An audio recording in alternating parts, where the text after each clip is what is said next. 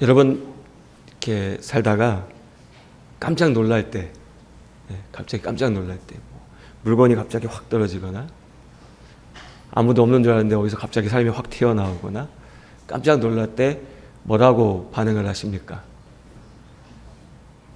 뭐라고 하십니까?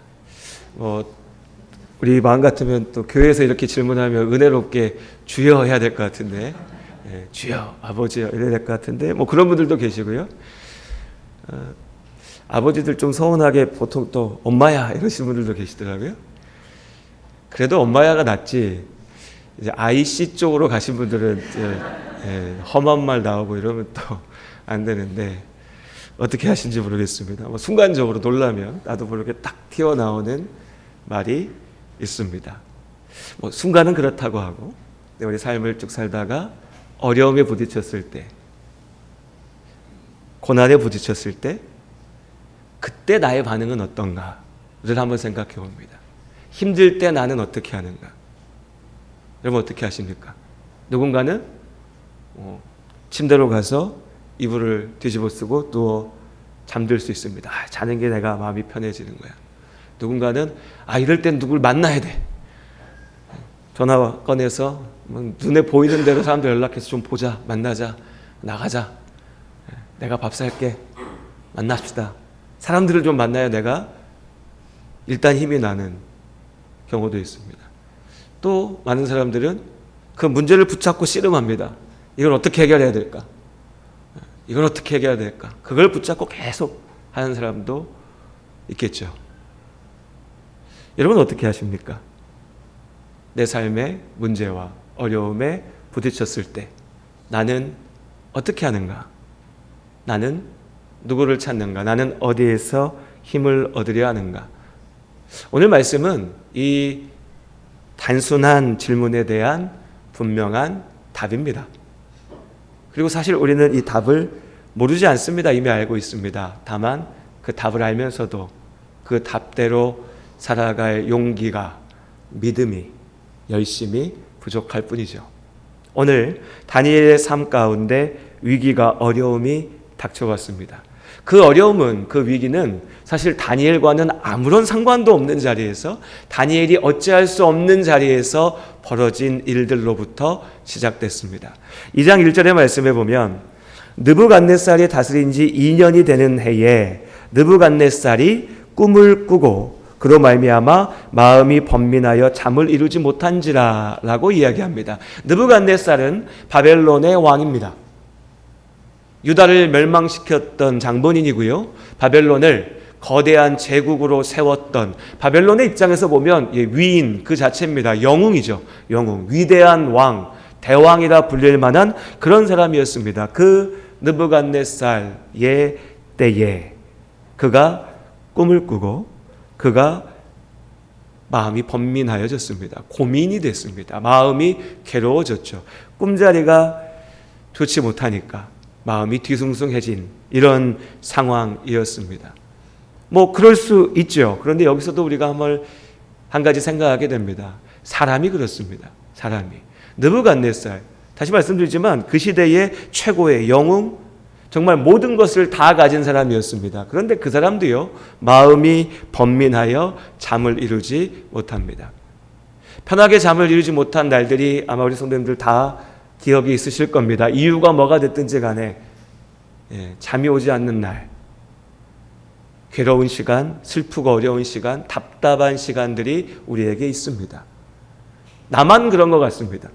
나만 괴로운 것 같고, 나만 어려운 것 같고, 나만 잠을 이루지 못한 것 같습니다.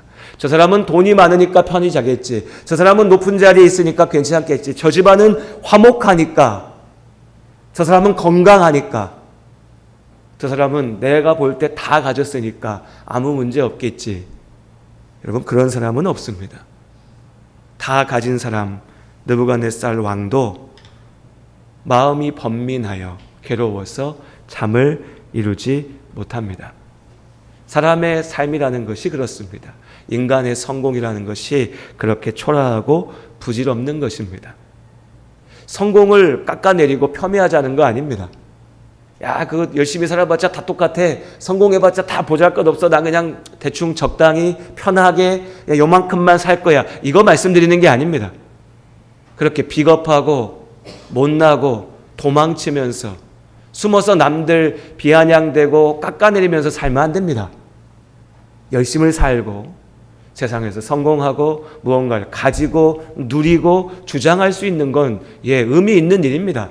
그들의 열심이 있었다면, 그들의 노력이 있었고 그들의 재능이 있었다면 우린 그것을 존중해야 됩니다. 우리도 열심을 다해서 살아야겠죠. 다만 그 열심 속에서도 착각하면 안 됩니다. 세상에서 무언가를 가지면 괜찮아질 거라는 착각, 돈이 구원을 줄 거라는 착각, 성공이 구원을 가져다 줄 거라는 착각, 사람이 많이 있으면 괜찮을 것이라는 착각. 느부갓네살도 잠을 이루지 못합니다. 우리가 그렇듯 모두가 그렇습니다. 그렇게 잠을 이루지 못한 느부갓네살, 그 왕 앞에 신하들이 모여들었습니다. 그리고 그 신하들 가운데는 술사라고 성경에서 부르는 점 보는 사람들, 우리에게 좀 더 익숙한 표현으로 무당들이 모여들었습니다. 근데 오늘 우리가 생각하는 무당과는 조금 다릅니다. 이 고대 사회, 고대 왕국에서는 오늘 우리의 생각보다도 더 많은 것들을 알지 못했습니다. 내일 날씨가 어떻게 될지, 올 한 해 농사가 어떻게 될지, 이런 일이 왜 벌어지는지, 이런 사건이 왜 나타나는지를 이해하지 못하는 것이 우리보다 더 많았습니다. 지식의 수준이 그래도 좀 낮았으니까요. 그러니까 우리가 다 이해하지 못한 것들을 신의 능력을 빌어서, 신의 힘을 가지고서 알아내고자 하는, 신의 힘을 가지고서 해결하고자 하는 시도들이 계속해서 있었습니다. 그래서 왕궁 안에도 그러한 역할을 하는 박수와 술객과 점쟁이와 술사라고 성경 2절에 등장하는 우리에게 익숙한 표현으로 무당, 좀 더 고급지게 얘기하면 종교 지도자들, 이런 이들이 그 왕궁 가운데 모여 있었습니다. 그들이 왕에게 나와서 얘기하죠. 4절의 말씀에 보면 왕에게 말하되 왕이여 만수무강하옵소서. 만수무강하옵소서. 왕이여, 당신이 영원히 살면 좋겠습니다. 당신의 통치가 아무 문제 없기를 바랍니다. 동서양을 막론하고 왕들 앞에 나아가서 왕을 칭송하면서 외치는 말은 같은 의미를 갖고 있습니다. 영어로 왕에게 얘기하든 동양에서 우리 문화권에서 한자어로 얘기하든 만수무강, 만세가 뭡니까? 만년 동안 사소서, 영원히 사소서 입니다. 그런데 이 말은요, 그 왕 개인에게만 주어진 말이 아닙니다. 당신만 오래 살면 됩니다, 이 말이 아니고요. 왜 그렇게 얘기하냐? 왜 왕이여 만수무강하옵소서라고 얘기하냐? 그 왕이라고 하는 한 사람, 그러나 그 사람을 넘어서 신과 같이 여겨지는 그 존재를 중심에 두고 세워져 있는 이 모든 질서, 이 모든 체제, 이 모든 사회, 우리가 지금 살고 있는 이 삶의 모양이 계속해서 이루어지기를, 지켜지기를, 지금의 평화를 우리가 누릴 수 있기를 바라는 겁니다. 왕 한 사람이 중요한 게 아닙니다. 그 왕을 중심으로 세워져 있는 이 사회가 중요한 거죠. 그래야 나도 왕궁에서 자리 잡고 잘 살 수 있는 거 아닙니까? 왕이 잠을 이루지 못한 것은 내가 우리 왕을 너무너무 사랑해서 우리 왕이 편안하게 잠을 자야 될 텐데, 그런 사람도 있을 수 있겠지만, 신하들 입장에서는 이 왕이 무너지면 내가 살고 있는 이 사회의 질서가 무너지는 겁니다. 그러면 안 되는 거죠. 그러니 왕이여 만수무강하소서. 가볍게 읽으면 오늘 다니엘서 2장의 말씀에 이 사건이 그냥 왕이 꿈꾸고 기분이 나빴고 신하들은 가서 아이고 왕이여 어떡합니까? 왕이 거기다가 야 나 기분 나빠 성질나 너네 다 죽일 거야 이렇게 말하는 걸로 읽어질 수 있지만요, 본질적으로 들어가면 왕을 중심에 놓고 세워져 있던 이 질서와 사회, 우리는 오늘 왕이 없는데요, 오늘도 마찬가지 아닙니까? 우리 민주주의 질서 가운데서 위정자들을 선출하고 국민이 주인이고 또 자본주의 질서 가운데 경제 구조를 만들어 놓고 그 안에 살아가죠. 불평도 있고 마음에 안 드는 것도 있지만 이 시스템이 무너지지 않는 것을 우리가 원합니다. 그래야 내가 지금처럼 살 수 있으니까. 우리도 만수무강을 외칩니다. 개인 왕은 아니지만 이 사회가, 이 나라가 특히 요즘 한국같이 잘 살고 잘 먹고 잘 사는 상황이면 더 그렇죠. 그런데 그 사회가, 그 체제가, 그 시스템이, 사람이 만들어 놓은 그 질서가 얼마나 약한 것인지, 얼마나 보잘것없는 것인지를 드러내는 것이 오늘 사건인 겁니다. 느부갓네살 왕의 통치 가운데 바벨론이 근동아시아 모든 지역을 다 다스리고 점령하고 지배하며 강성한 나라로 세워졌습니다. 성공했습니다.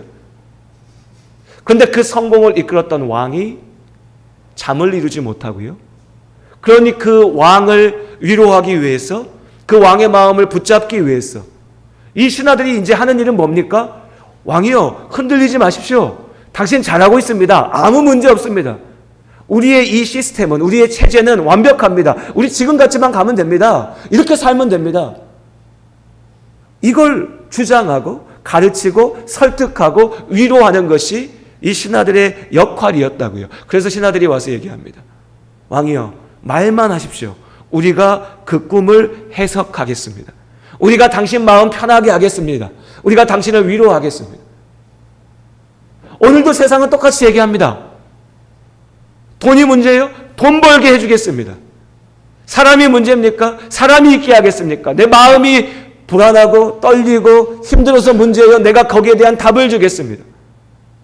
다양한 방법들로 수많은 전문가들이 시대와 상황에 따라서 계속해서 답을 이야기합니다.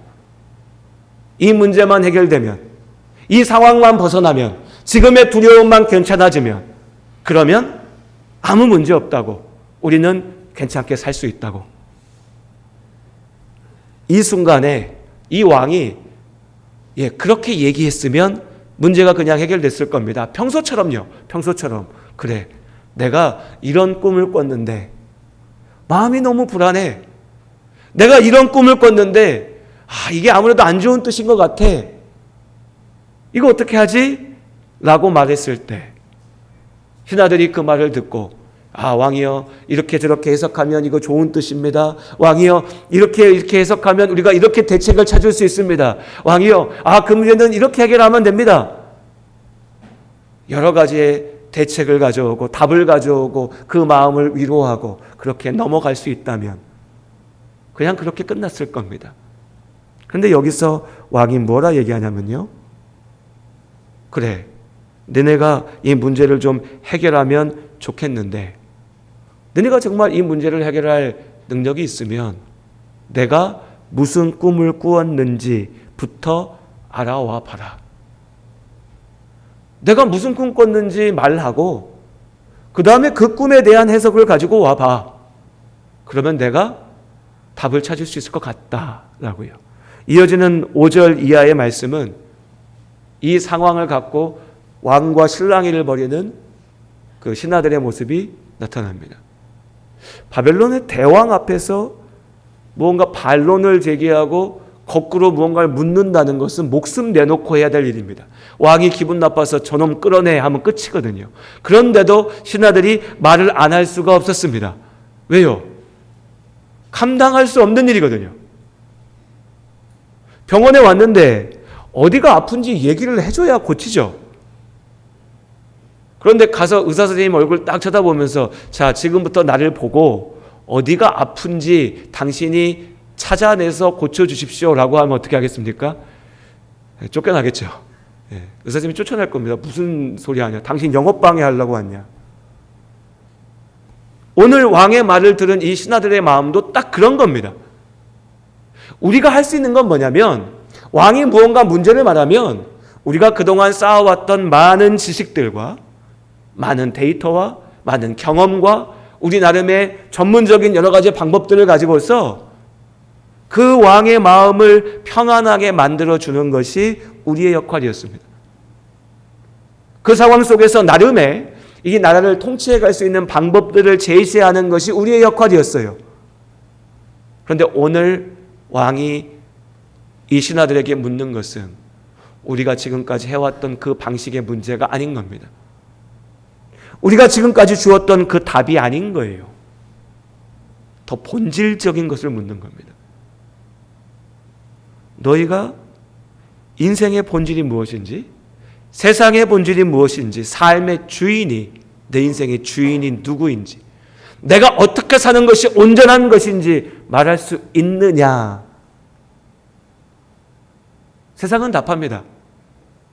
그런 거 물어보지 말고, 내가 요즘같이 주식으로 돈 많이 버는 사람도 있다고 하는데 내가 돈 버는 법 알려줄 테니까 가서 돈이나 버세요.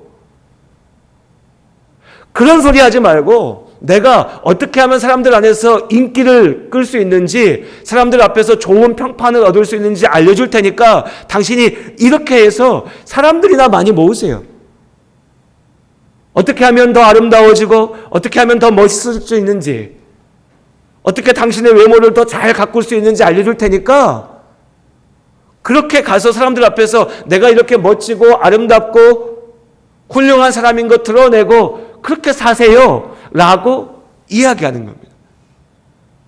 왕은 말합니다. 아니, 내가 지금 물어보는 거 그거 아니고, 그럼 맨날 하는 소리 그거 말고, 내가 정말로 어떻게 해야 되는지, 무엇이 진리인지, 너희 가운데 진리가 있다면 그 답을 나에게 가지고 오라.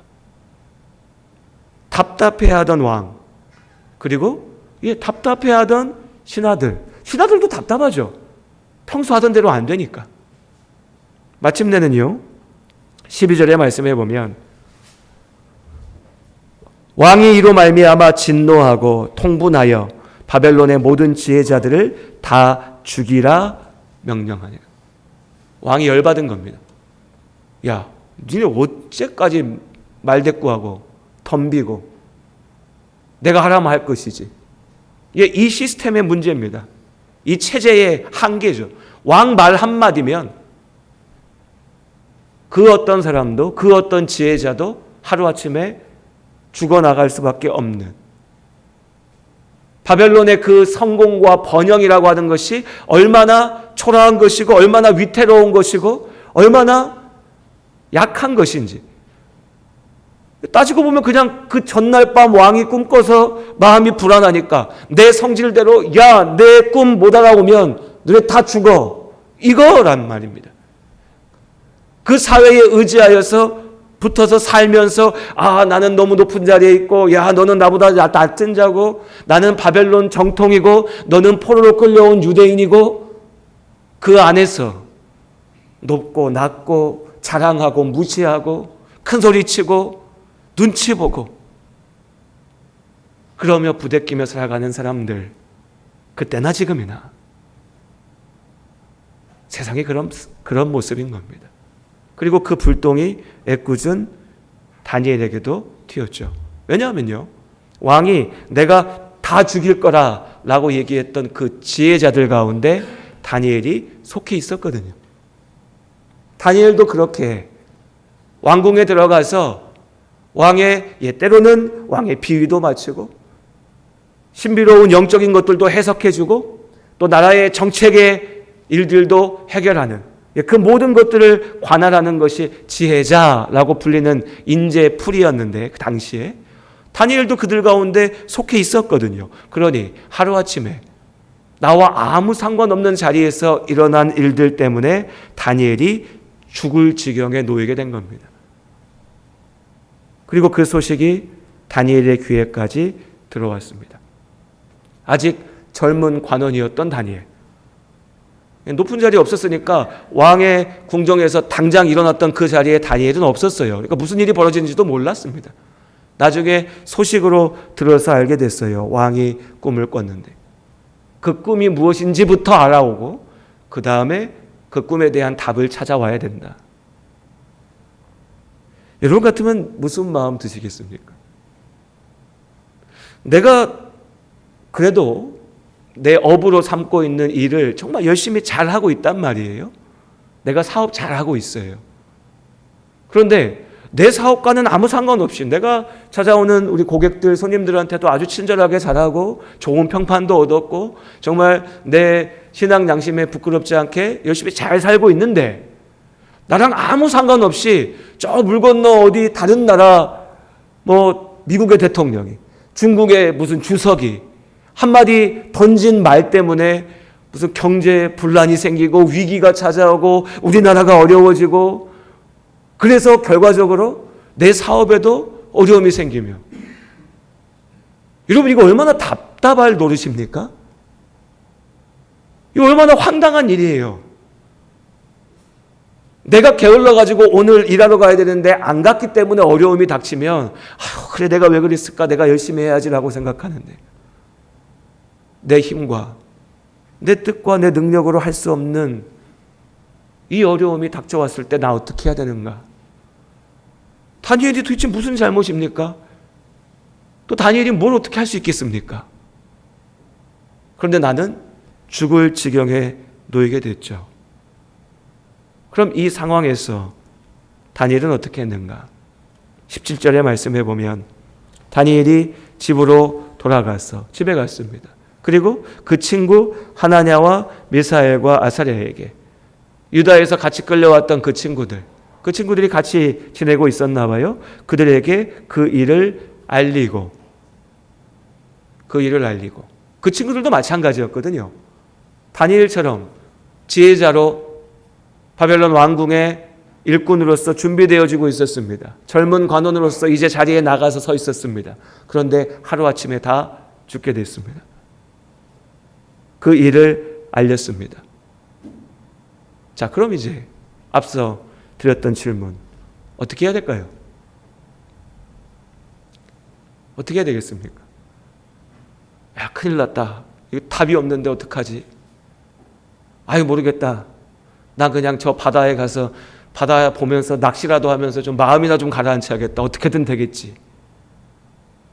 아유, 나 모르겠다. 그냥 머리 아프고 힘들고 괴로운데 유튜브라도 보고 영화라도 보고 드라마라도 보면서 그냥 일단 좀 웃으면서 지나가야겠다. 야, 나 이거 빨리 잊어버려야 되니까 괴로우니까 인생이 왜 이렇게 괴롭냐 뭐가 좀 되는가 싶더니 왜 이러냐. 술이나 마시면서 그냥 빨리 다 잊어버려야겠다. 술 마시러 가든지. 이거 어떻게 해결하지? 어떻게 해결하지? 머리 싸매고 앉아서 연구를 하면서 그냥 날밤을 새든지. 다니엘 어떻게 했습니까? 우리 18절 말씀 함께 읽어볼까요? 18절 말씀 함께 읽겠습니다. 하늘에 계신 하나님이 이 은밀한 일에 대하여 불쌍히 여기사 다니엘과 친구들이 바벨론의 다른 지혜자들과 함께 죽임을 당하지 않게 하시기를 그들로 하여금 구하게 하니라. 자, 다니엘이 어떻게 했냐면요. 친구들한테 친구들 이런 일이 있다. 우리 다 죽게 됐다. 우리가 할 수 있는 게 없다. 너도 알고 나도 알고 우리가 왕의 꿈을 어떻게 하냐? 우리가 아무리 노력을 해도 아무리 머리를 싸매고 근심 걱정해도 이건 모른다. 안 된다. 우리가 할 수 없다. 그러니 우리가 하늘에 계신 하나님 앞에 기도하자. 하나님이 나를 불쌍히 여기셨어. 하나님이 우리를 구하시기를, 우리를 지키시기를 간구하며 기도하자. 이것이 다니엘의 답이었습니다.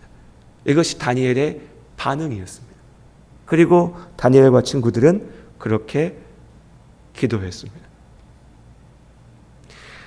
그래요. 목사님이 처음 얘기할 때부터 그렇게 얘기할 줄 알았습니다. 기도하자고 할 줄 알았습니다. 그래요. 기도해야지 어떡합니까? 할 수 없으면 그냥 기도라도 해봐야지. 그렇게 생각하면서 우리는 기도를 안 하죠. 기도 안 합니다. 기도한다고 말은 하고 주일에 그래도 예배 시간 왔으니까 잠깐 기도하고 그리고 기도를 안 해요. 그리고 우리의 길을 찾아서 가려고 합니다. 당장 다른 즐거운 일들, 다른 쾌락으로 지금의 어려움을 잊어버리려 하든지 어디든 막 쫓아다니고 어떻게든 방법을 찾아와서 어떻게든 내가 해결해 보려고 하든지 또 그걸로 대충 되거든요. 그렇지 않습니까? 인생 살다 보면 또 돼요. 작년부터 지금까지 계속해서 괴로운 문제 똑같이 갖고 계신 분 계십니까? 그런 일도 분명히 있지만요. 사실 작년 5월에 내가 뭐 때문에 괴로웠지 기억도 안 나는 경우가 훨씬 많습니다. 훨씬 많아요. 그래서 정말 그냥 술 한잔 마시고 그냥 적당히 지나가다 보면 해결되어 있는 문제도 있고요. 어디 그냥 놀러 다니다 보면 적당히 넘어가는 문제도 있고요.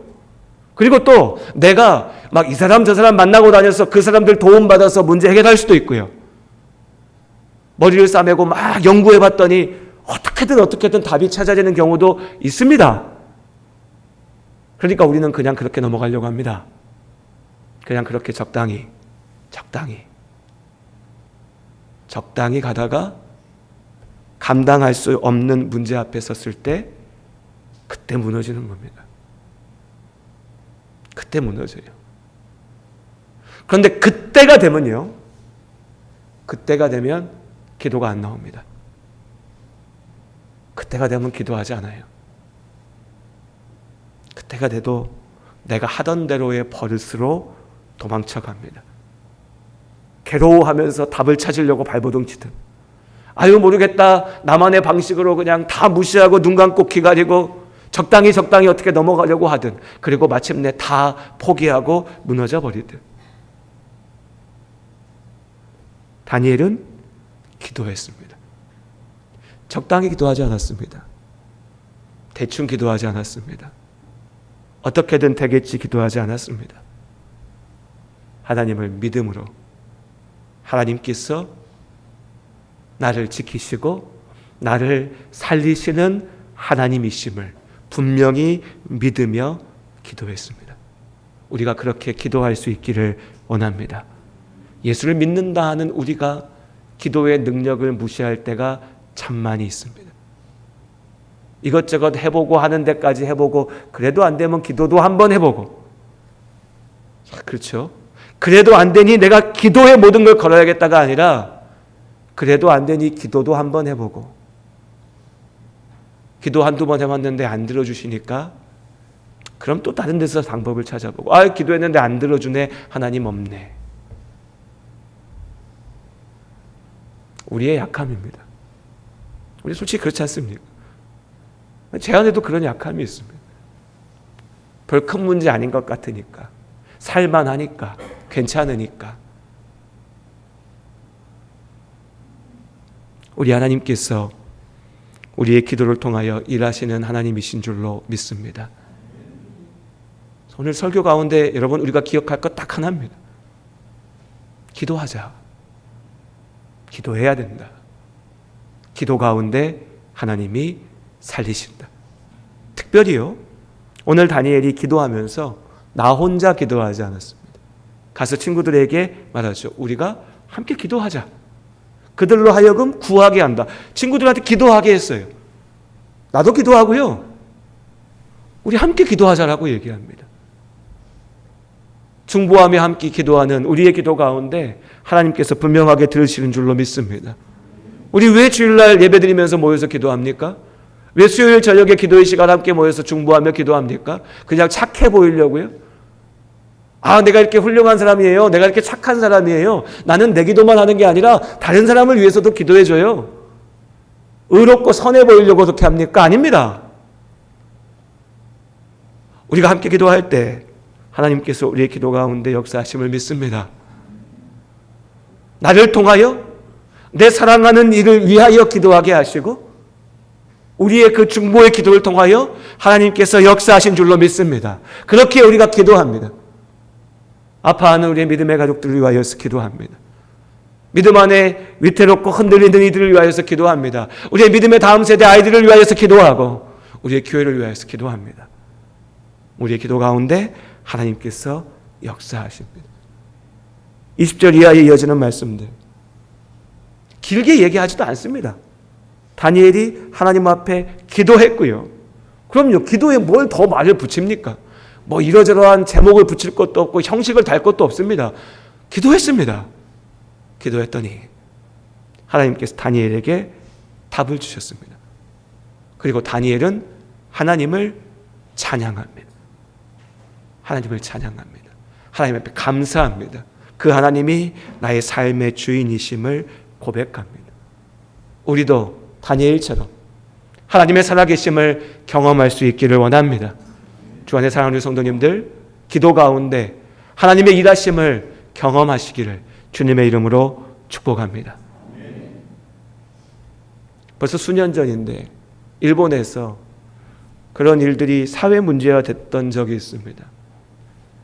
일본이 우리보다 앞서서 고령화 시대, 초고령화 사회로 넘어갔는데 혼자 사시는 어르신들이, 독거노인분들이 혼자 계시다가 돌아가셨어요. 근데 혼자 사시는 동안에는 너무 힘들고 어렵고 좀 가난하게 이렇게 살았어요. 그래서 돌아가셨어요.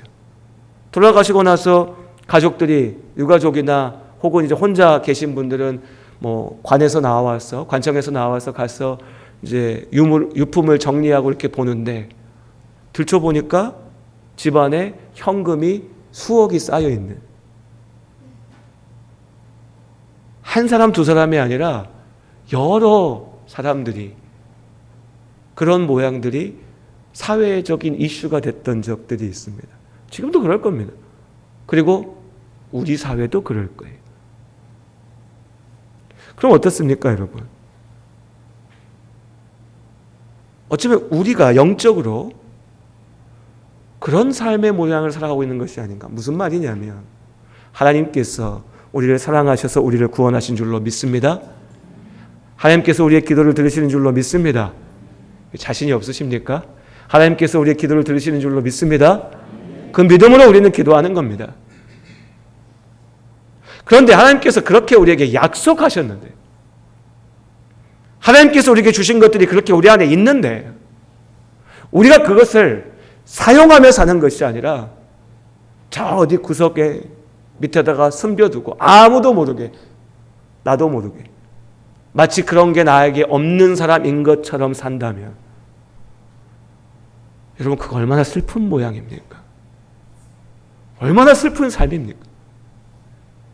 하나님이 나와 함께 하신다 하셨고, 하나님이 내 기도 가운데 역사하신다 하셨고, 하나님께서 내 삶을 책임진다 하셨는데, 그 분명한 약속을 내가 갖고 있는데 아무런 약속도 받지 못한 사람인 것처럼 그냥 불안해하고 두려워하고 근심하고 걱정하고, 어디서 좀 답을 찾을 수 있지 않나, 어디에 뭔가 길이 있지 않나, 여기저기 그냥 들쑤시고 다니고 그러고 끝나는 삶. 우리 그러면 안 되지 않습니까? 하나님께서, 예수께서 십자가의 그 보혈로 우리의 손에 쥐어주신 그 하나님 나라의 능력을, 하나님의 자녀되는 권세를 누리며 사시기를 주님의 이름으로 축복합니다. 우리는 하나님의 자녀입니다. 하나님께서 우리의 기도 가운데 분명히 역사하실 줄로 믿습니다. 우리 시간 함께 찬양하고 우리 함께 기도했으면 좋겠습니다. 찬양의 기쁨 174장에 보면 기도할 수 있는데 라고 하는